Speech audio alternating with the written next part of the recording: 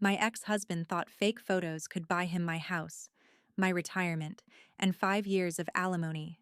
He gave me a folder containing images that made it look like I was cheating, then calmly told me he would send them to my boss, my family, and everyone I knew, unless I paid him.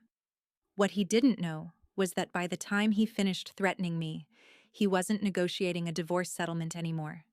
He was building a felony case against himself. My name is Donna Pineda. I'm 34, and until my marriage fell apart, I thought the worst thing a spouse could do financially was drain a bank account. I was wrong. To understand how we reached that Starbucks table, you have to understand what my life looked like before Jason Mercer entered it. I'd spent 6 years working as an operations manager for a logistics company in Arizona. The job wasn't glamorous, but it paid well, had solid benefits, and gave me the stability I'd worked toward since my early 20s. I owned a 3-bedroom ranch house in a quiet neighborhood outside Scottsdale. About 1,800 square feet with a 2-car garage. Nothing resembling the giant homes people posted online with infinity pools and marble staircases. But I loved that house. I'd bought it as a foreclosure in 2017 for $180,000 and spent nearly 2 years rebuilding it myself. Floors, windows, electrical work, kitchen cabinets, plumbing, and landscaping. Half the garage became my workshop, filled with tools I'd collected over the years. That house wasn't impressive, but I'd built it into mine. When my grandfather died in 2020, he left me about $85,000. I used most of it, along with my savings, to pay off the mortgage in 2021 and kept the rest in a separate emergency account. I met Jason in 2019 at one of those corporate mixers everyone pretends to enjoy. He worked in HR for another company. Dark hair, clean cut, funny without trying too hard. We started joking about people aggressively exchanging business cards around us.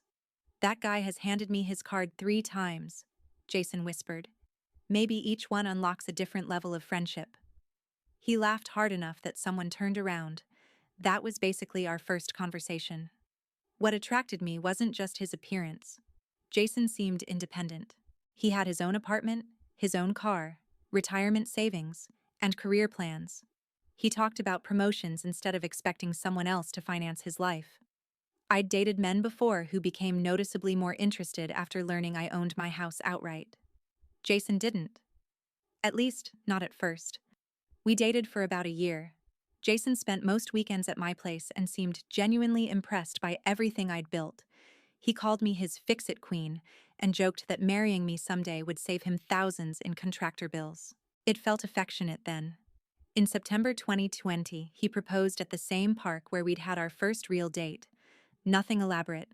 Sunset. Just us. I said yes. Jason immediately called his parents and posted pictures online before we'd even left the park. I didn't think much about that. I should have. Almost immediately after the engagement, little comments started appearing. My house was cute, but maybe too small long-term. My truck was practical, but wouldn't a nicer SUV look more professional? His friends were talking about destination bachelor parties. Maybe we should start living a little. Then it became my friends. One Saturday, my friend Kevin came over with 2 guys from his electrical company to help install new garage doors. Kevin owns his business and probably earns 3 times what either Jason or I made, but he usually showed up in work pants covered in dust. After everyone left, Jason stood in the kitchen. "Do we really need people like that hanging around here all the time?" I stared at him. "People like what?" He hesitated. "You know.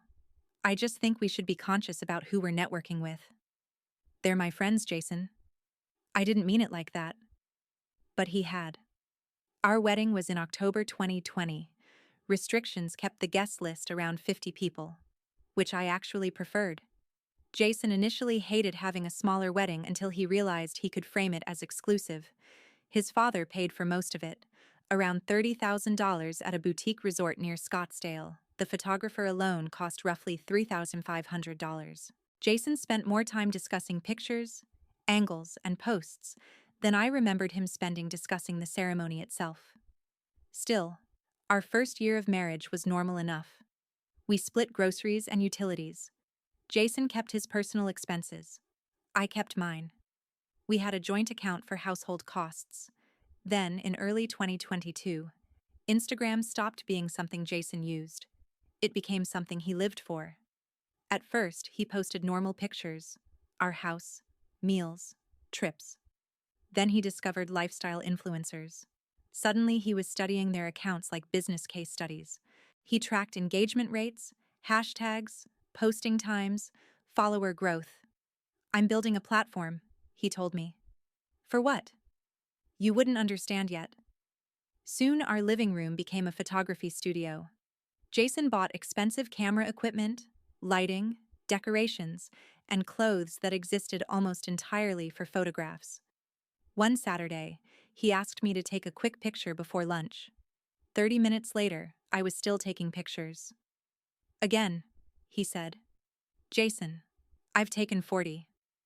The angle makes my shoulders look weird. They're the same shoulders." He didn't laugh. Restaurants became photography sets.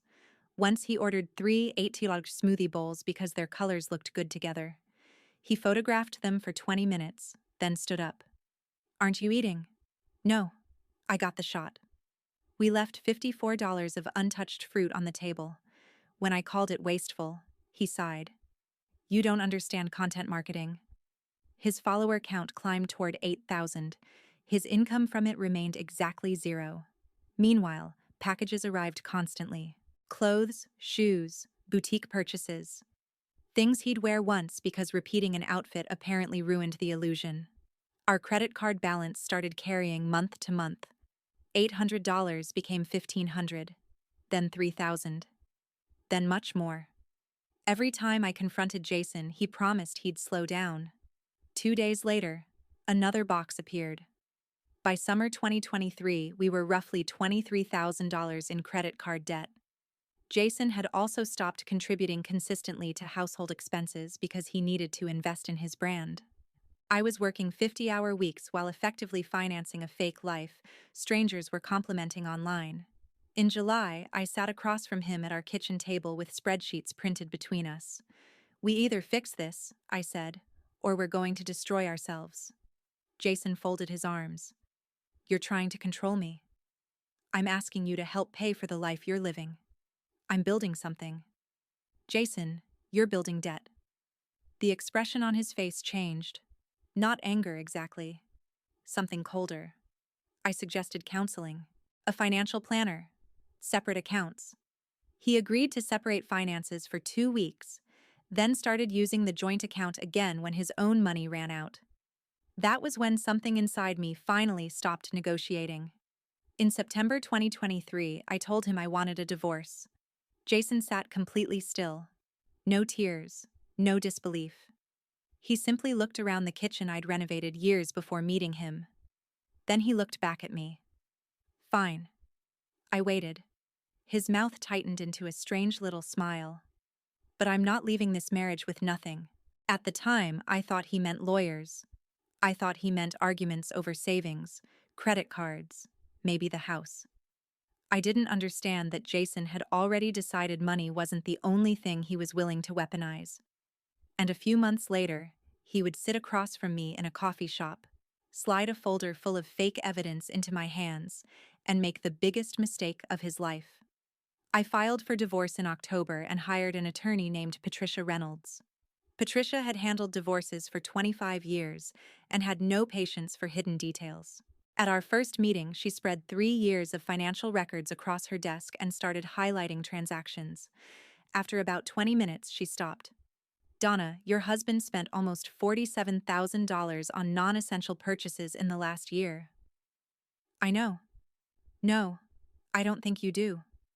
She turned the statements toward me. Clothes, hotels, restaurants, photography equipment, purchases I'd barely noticed. "Did you approve this?" I told him to stop more times than I can count. "Do you have that in writing?" I did. Texts, emails, arguments about budgets, messages where Jason promised to cut back. Patricia told me to save everything. Then she explained the part I'd been worried about: the house. I'd bought it before marrying Jason, and the inheritance I'd used to finish paying it off had remained separate. The same applied to most of the property I'd owned beforehand. The credit card debt was more complicated. Some of it could potentially be treated as marital debt, although Patricia believed we had a strong argument that Jason should take responsibility for most of what he'd personally accumulated. Then Jason hired an aggressive attorney named David. His first proposal demanded a huge share of my separate assets, my retirement, years of alimony, and left me with most of the debt. We rejected it. We countered with something realistic: half the joint savings, his car, and a division of the debt, based largely on who had incurred it. Jason rejected that too. His next demand was even worse: $150,000 from my house, my retirement, and thousands per month in alimony. I assumed it was posturing. Then, about a week before Christmas, Jason texted me directly. "We need to talk. Meet me at the Starbucks on Camelback tomorrow at 2. We'd been communicating through attorneys, so the message immediately felt wrong. I screenshotted it and sent it to Patricia. She called within minutes. "Don't go." "Why?" "Because anything Jason needs to say can go through David." She was right. I went anyway. Part of me wanted to know what could possibly be important enough for him to break months of lawyer-to-lawyer communication.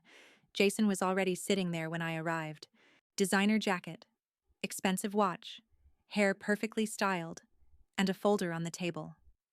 I sat across from him. "What is this?" He pushed the folder toward me. "Open it." Inside were about 15 printed photographs. The first one stopped me cold. It appeared to show me outside a hotel with a man I'd never seen before. Another showed me at a bar with my arm around someone. Another looked like I was leaving a house late at night with a man beside me. For about 3 seconds, my brain couldn't process what I was seeing. Then I looked closer. The pictures were fake. Good fakes, but fake. "What the hell is this?" Jason leaned back.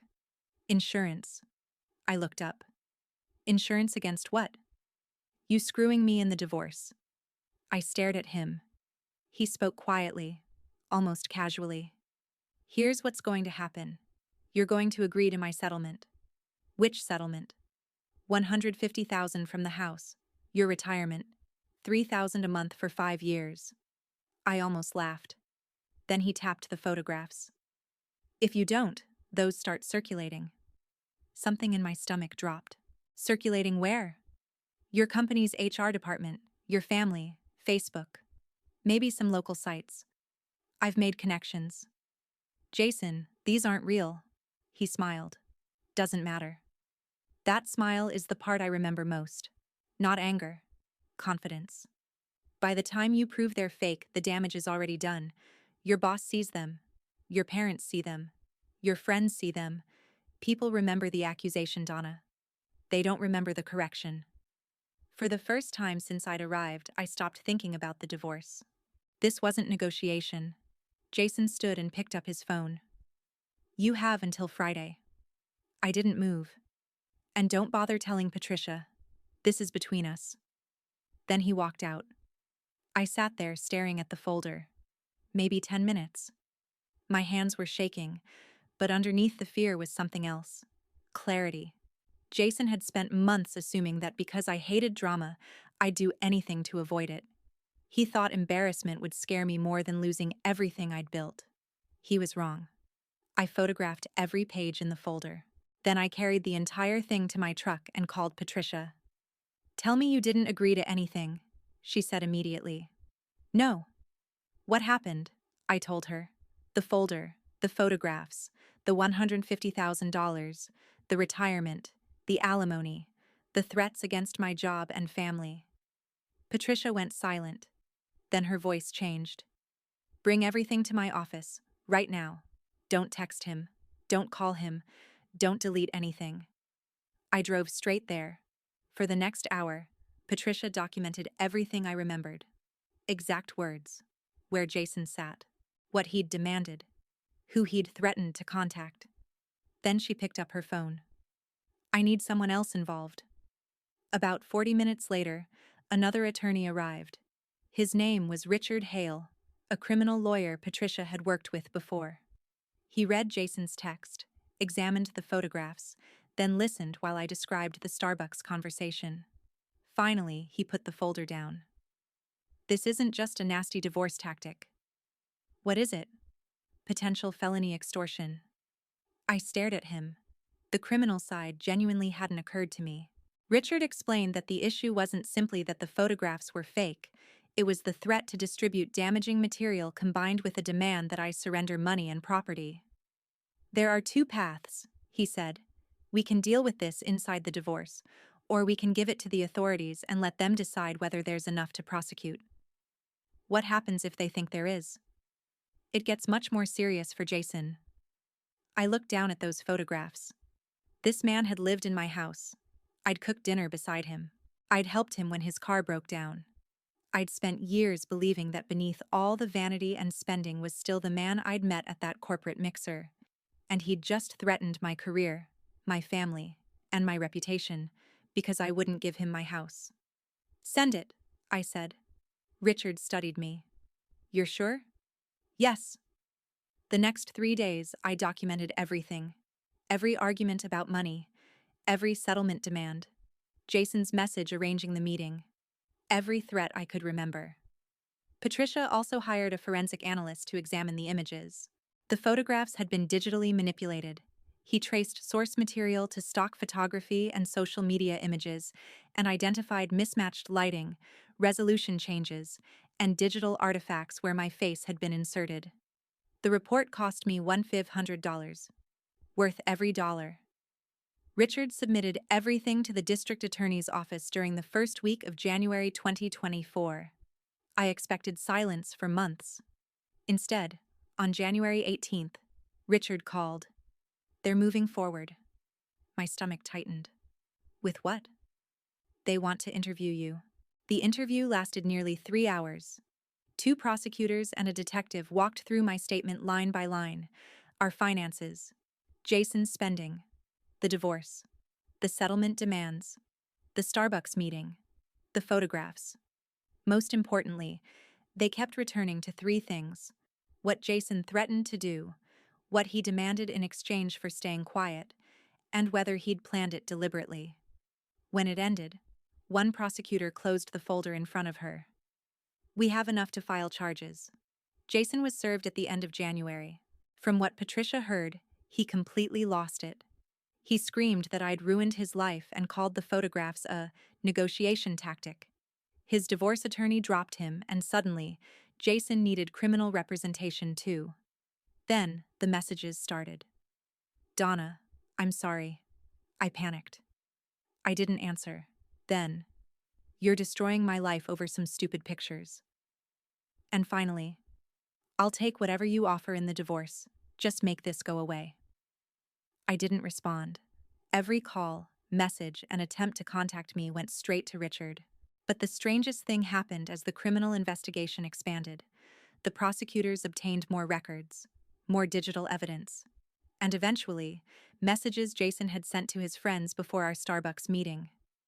That was when any argument that he'd simply panicked started falling apart. Because Jason hadn't made a split-second mistake. He had discussed his backup plan beforehand. He had talked about the photographs. He had talked about making me afraid. And in one message, he'd explained exactly why he thought his plan would work. He believed he knew me well enough to guarantee one thing: I'd fold. He was about to discover how badly he'd misjudged me. The preliminary hearing happened in March. By then, Jason's defense had settled on a simple explanation. He'd been terrified about his financial future, panicked during a bitter divorce, and made a stupid threat he never intended to carry out. That argument might have sounded believable if the prosecutors hadn't found his messages. One of his friends, Amanda, had asked how the divorce was going. Jason replied, "Not great, but I'm working on a backup plan. Got some photos that'll make her think twice about lowballing me. If she doesn't play ball, everyone she knows sees them. She'll cave." Amanda asked, "Are they real?" Jason's answer was simple. "Real enough. That's all that matters." Another friend warned him that what he was planning sounded risky. Jason brushed her off. He said I'd rather pay than watch my reputation collapse.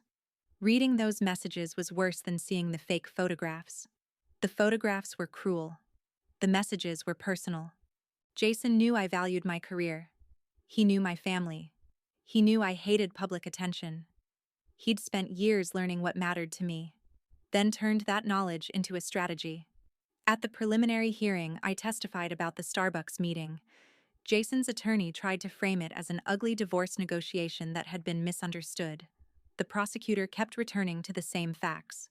Jason had demanded money and property. He'd threatened to distribute the photographs if I refused, and his messages suggested he'd planned the threat beforehand. The case moved forward. Trial was set for June. For the next few months, Jason's attorney tried to negotiate a plea agreement. I stayed out of those conversations as much as possible. I was tired of Jason occupying every corner of my life. Then June arrived. The trial lasted 3 days. The prosecutor laid out the timeline: marriage, debt, divorce, settlement demands, fake photographs, and finally, the Starbucks meeting. Jason's attorney described him as a frightened man who'd made one terrible decision during the most stressful period of his life. Then I took the stand. The prosecutor walked me through our marriage and finances before finally asking about Starbucks. What did the defendant want? $150,000 from my house, my retirement, and $3,000 a month for 5 years. And what did he say would happen if you refused? He said he'd send the photographs to my employer, my family, social media, and local websites. Jason's attorney tried to suggest I'd exaggerated the conversation because I wanted leverage in the divorce. But the folder existed. Jason's message arranging our private meeting existed. And his own messages to friends described what he intended to do before he ever sat across from me. My boss explained the professional damage the photographs could have caused. My parents described the personal fallout. Then the forensic analyst showed how the images had been manipulated and connected the files to Jason's laptop shortly before our meeting. Then came the messages. The prosecutor displayed them for the jury. She'll cave. Real enough. That's all that matters. Sitting there, I realized something that hurt more than I expected. Jason hadn't snapped. He'd studied me. He'd decided exactly what I was afraid of losing and built his threat around it. By closing arguments, the prosecutor focused on one fact. This wasn't an argument that went too far. Jason had manufactured leverage in advance, then used it to demand money. Jason's attorney asked the jury to see a man who'd lost his way during a bitter divorce. Then the jury left. They deliberated for about 6 hours. I spent most of that time sitting beside Patricia, staring at a vending machine without actually seeing it. Eventually, we were called back. Jason stood beside his attorney. I remember his hands. He kept rubbing his thumb across his palm. The verdict came back guilty. Jason didn't look at me. Sentencing happened 4 weeks later. His attorney asked for probation, emphasizing that Jason had no prior criminal record. The judge acknowledged that, but focused on the preparation involved and the potential damage Jason had deliberately threatened to cause. Jason was sentenced to 3 years in state prison, followed by probation, and ordered to pay $8,500 toward legal expenses connected to the criminal case. His mother started crying. Then she looked at me.